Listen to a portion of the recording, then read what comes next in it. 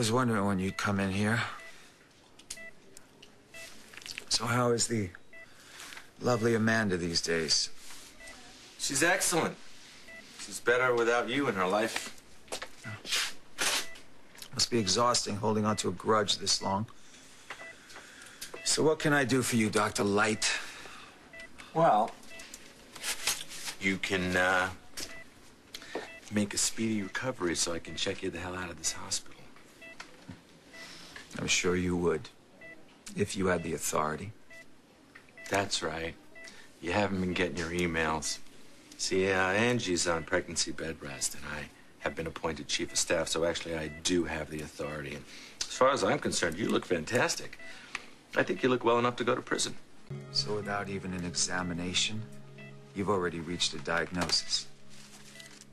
You're gonna have an examination, Dave. It's just not gonna be from your good friend Griffin Castillo. No, of course not. You wouldn't want one of your best doctors working on me, right? Well, no, see, the problem is I think he's a little sweet on you. The whole teacher-student thing, and he doesn't know you like I know you. Really? And what do you know? Well, I know never to turn my back on a snake. And I know that if you appear weak, it's because you want everybody to think you're weak, and maybe we'll lower our guard. I'm confident, though, when these tests come back, it'll show that you are ready to rock and roll. Right. Well, I guess it slipped your mind that I'm also co-owner of this hospital. Well, then I guess you're going to have to just run your half from behind a prison wall, Dave. I'll tell you what, why don't you wait to celebrate until the examination, okay? I see what's wrong. You are afraid that no one's going to give you a proper examination, but you don't have to worry about that, Dave, because this is not the hospital that you tried to run into the ground. Oh, my gosh. Oh, noble Dr. Martin, crusading physician. I'm sure you're hoping they erect a statuette in your honor someday, right? Everything is a joke to you. I guess that's what happens when you're just a miserable human being. You lose all your power, and nobody cares about you anymore. Really? And how do you know what's going to happen to me? Well, I don't, but I'm assuming you'll try to play all the angles. I just think the odds are against you this time because everybody's on to you, Dave. No more surprises. So you think a man who staged his own death, survived all this, is going down for good? It's not in my DNA. But I guess for you, hope springs eternal, right?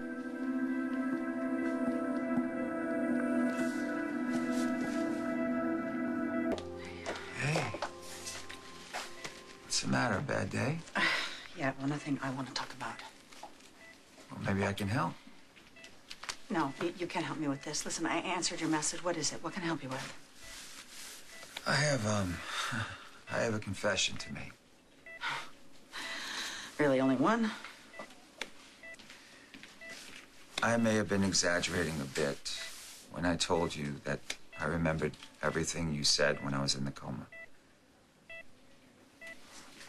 Really? Believe me, I wish I did remember. From the look on your face when I was bluffing, it's pretty big. I really hope that you are being honest with me right now. Look, I remember some things, right? Oh.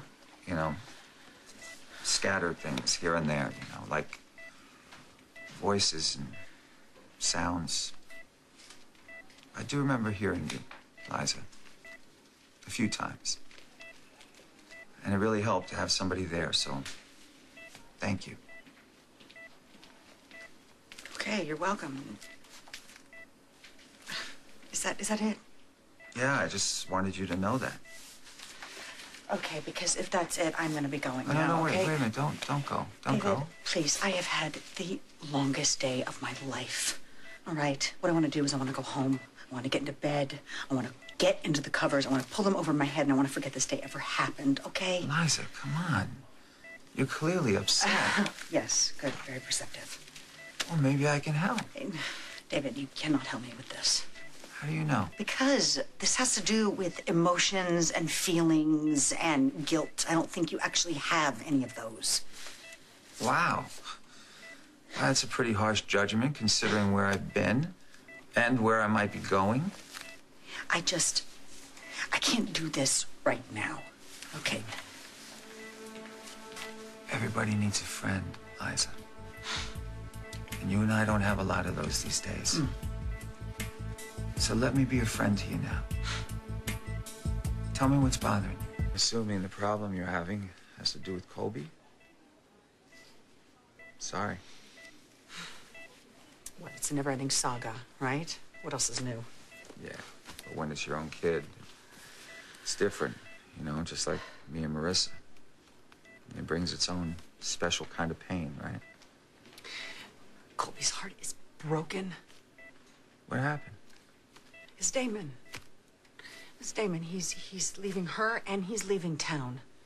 Why is he doing that? Well, you know, he had good reason, and it wasn't because of Colby.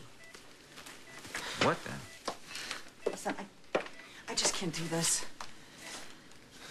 Well, did you have something to do with them breaking up? Please, I can't. All right, Liza, look, I know it's not easy, all right? And I don't want to push you. But, you know, maybe it might be good for you to talk about it, get it out in the open. All right, you know what? Just know that I'm here to listen whenever you're ready to talk, okay? David, thank you. Yeah. Well, maybe I shouldn't promise that. Jake thinks I'm already recovered and ready to travel from here to prison. David, how sick are you, really? I tried to sit up before. I almost passed out. And you are telling me this because... Because I'm really not well, Liza. And Jake could probably railroad me to prison. So, you know, maybe you could persuade him to back off. What's so funny? I don't know, I was sitting here looking at this kind and compassionate man thinking that it was probably an imposter wearing a David Hayward mask. But I'm really glad to know that you are still the manipulator you've always been. You're wrong on several counts, Liza. Really? Yeah. Well, go ahead. This one should be fun. I do empathize with you and your situation with Colby. And I meant everything I said about you trusting me to help in any way I can. As long as there's some sort of quid pro quo in there somewhere, I am right? still not well, Liza. That is not a joke. It's not a con. It's the truth. But the people in this town, particularly this hospital, wouldn't give a damn if they delivered a corpse to the state prison. Okay, you're being a little melodramatic. Really? But Oh, yeah. Well, no, you didn't see Jake's face, the smile on his face when he delivered the news. Believe me, I know what I'm up against. I'm sure they are going to follow proper procedure. So you're going to ignore this? You're not going to do a damn thing? You know what, David? You have caused me enough trouble. What I think right now is that you and we need to serve a little bit of penance. There's been enough sin going around. I'll tell you what, Liza. You can beat yourself up all you want. I'm not sorry for anything I've done. I'll tell you something else. I'm not about to go silently into the night. Trust me.